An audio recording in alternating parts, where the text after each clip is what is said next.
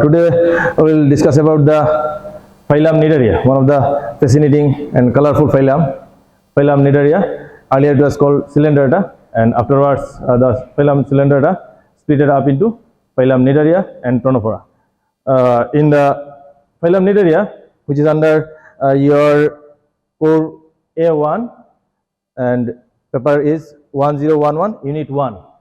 So let us continue. The Cnidaria term comes from the Greek word "cnide", means nettle, and area means like, nettle like. Those organisms having nettle like tentacles.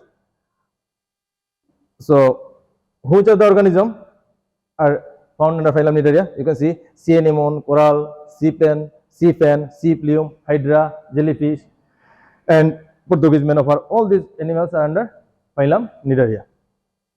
So we have to learn the general characters and classification up to class of this phylum. So if you see the position cladogram after sponge, Cnidarians are there, which shows radial symmetry,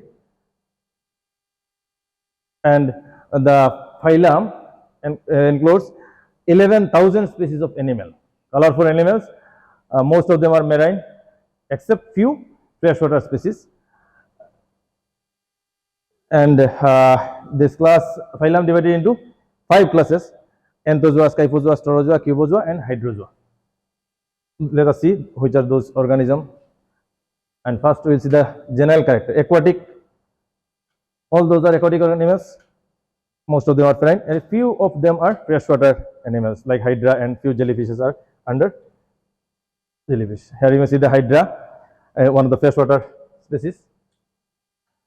These are the, although not microscopic, but not easily visible. If you see the leaf in the underground water, in the leaf there are minute hydras hanging in the leaf.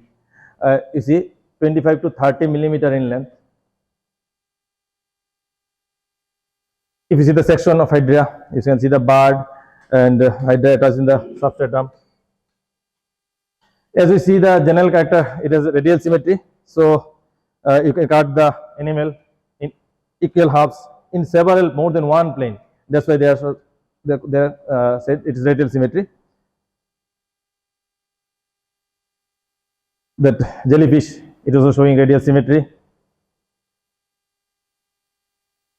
Acoelomate. These organisms are acoelomate. There is no coelomic cavity. There is in fact no true mesoderm. So these are acoelomate animal, only having two dermal layers, ectoderm and endoderm. Outermost epidermis is this ectoderm, and inner gastrodermis. And in between these two layers, we have a gel-like layer which is called mesoglia or mesohyle. Some members of the phylum can live up to thousands of years. There is a, you can say these are immortal. Some of the individuals are immortal. They can just undergo regeneration. They just undergo number increasing without death. Jellyfish are the longest animal. They can grow up to 9 feet diameter and 120 feet long tentacles. Some colonial forms can grow up to 150 feet. As I said, that very ancient and fossil records are there. They are having hard parts in their body, which you can see afterwards. That coral reefs are made up of these fascinating anthozoans, that is Cnidarians. We have the fossil records up to 650 million years ago, and probably the first animal which comes to the definite shape and which has the capabilities to swim in the water. If you see the body structure, it shows polymorphism. That is more than two morph or shape in the structure. They are polymorphic, and we will see later on the distinguished feature of each morph. And here we will just see the two zooids, polyps and medusa. The two morph, polyp and medusa. Some are called vegetatively reproducing, and others are sexually reproducing zooids of the same species. General structure, here you can see they are varying Complexity is there. Stolonate, Coenosaur, Fruticose, and if we see the budding pattern, they are fixed length buds. They are having axial polyps. There are the different types of structural forms. Now see the polyps. These polyps, they have the tubular body with mouth directed upwards.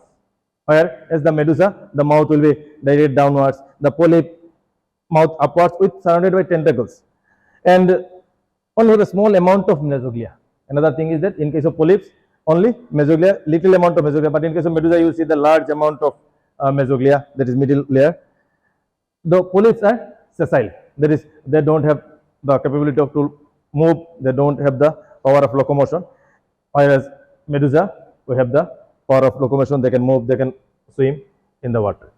So we discussed the medusa. Here you can see the mesoglia is thick as compared to polyp. They have tentacles downwardly directed, they used to swim like this, and mouth also downwardly directed.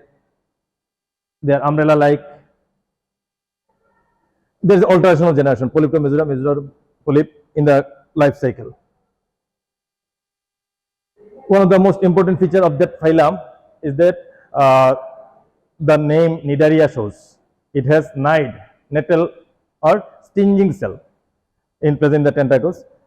These cells are actually a modified kind of cell encircled by the lead, covered by a lead, and which can protrude like a whip. When stimulated, when excited, the whip protruded out, which also have that tentacles, secondary tentacles, which can attack the predator, which they use to protect themselves from the prey. Then they have the paralyzing toxin in them, which they use to protect themselves from other predators, also to entangle the prey.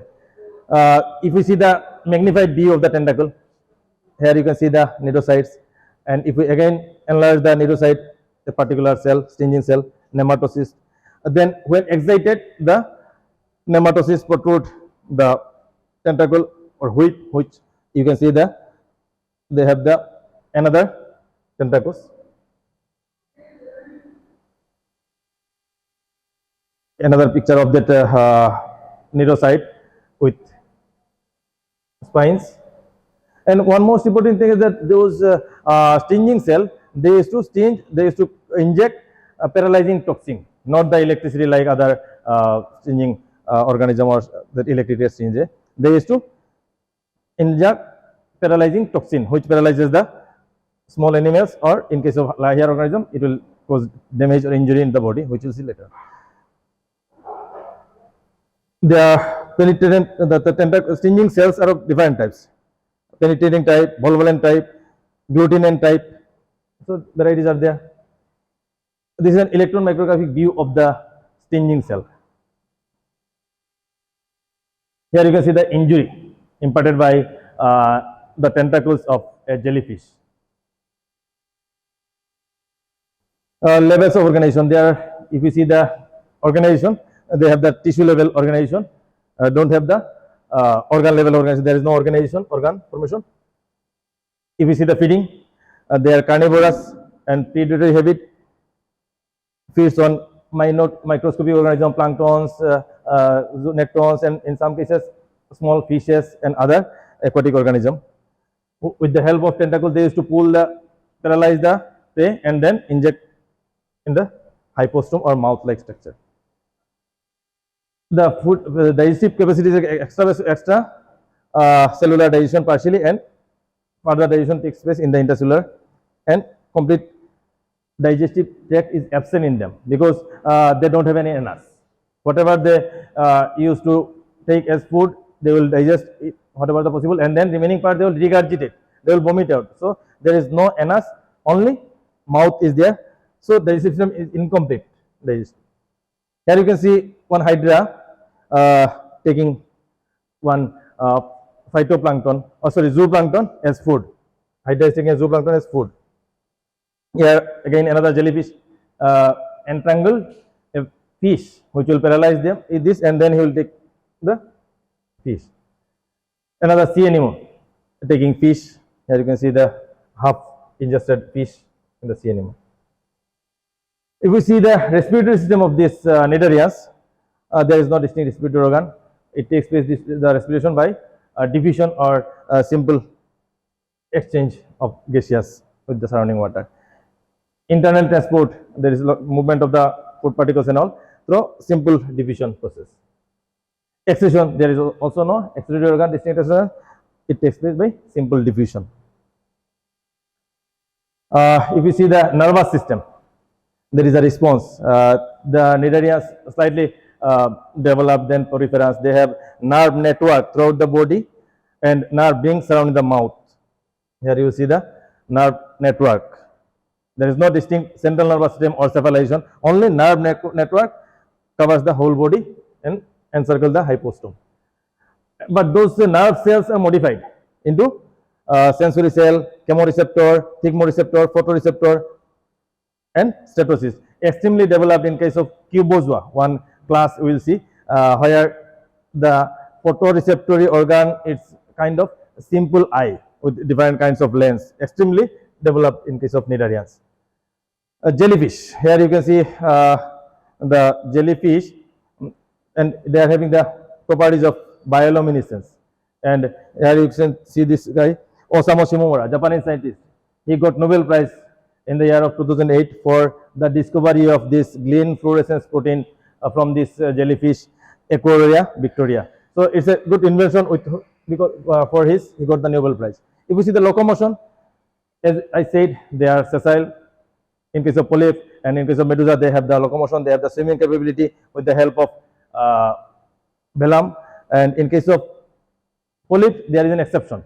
If we see the hydra, freshwater individual, the hydra can walk, hydra can somersault with the help of tentacles. This is the exception. Otherwise, polyps, they can't move, they are sessile. Here you can see the somersaulting or walking of the hydra. Reproduction. If we see the reproductive system of these Cnidarians, you will see both type of reproductive system. Asexual reproductive system, budding is the method. In case of polyp and few medusa, they reproduce asexually. Then you will see that regeneration is there. If you will see that pedal laceration, another kind of asexual reproduction in case of Cnidarians. In case of sexual reproduction, this is budding of hydra, this is regeneration in case of hydra. In case of sexual reproduction, we will see that gamete produced by medusas, male gamete, female gamete produced by medusas, they will fertilize, external fertilization will be there, and development is indirect through one larva stage called planula larva, which will modify and produce another polyp. Again, the polyp will reproduce the medusa. If we see the ecological role, is one of the important species in the marine environment, which will create an environment for the other species.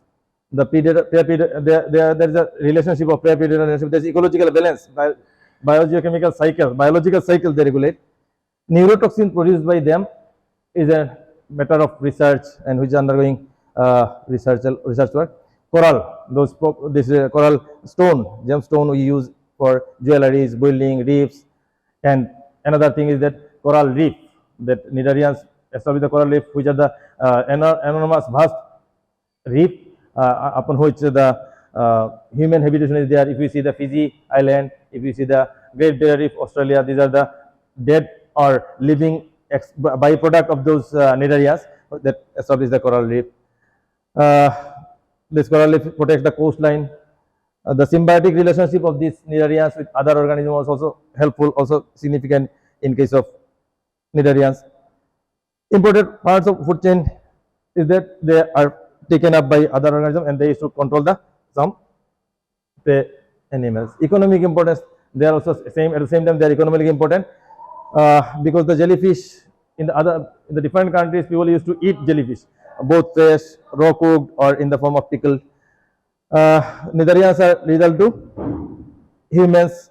Extremely rare cases are there where Cnidaria kills an human. Otherwise, Cnidaria just cause impart, and the main cause of death and is that because of the fear, because of the absence of oxygen cylinder or oxygen content in the cylinder.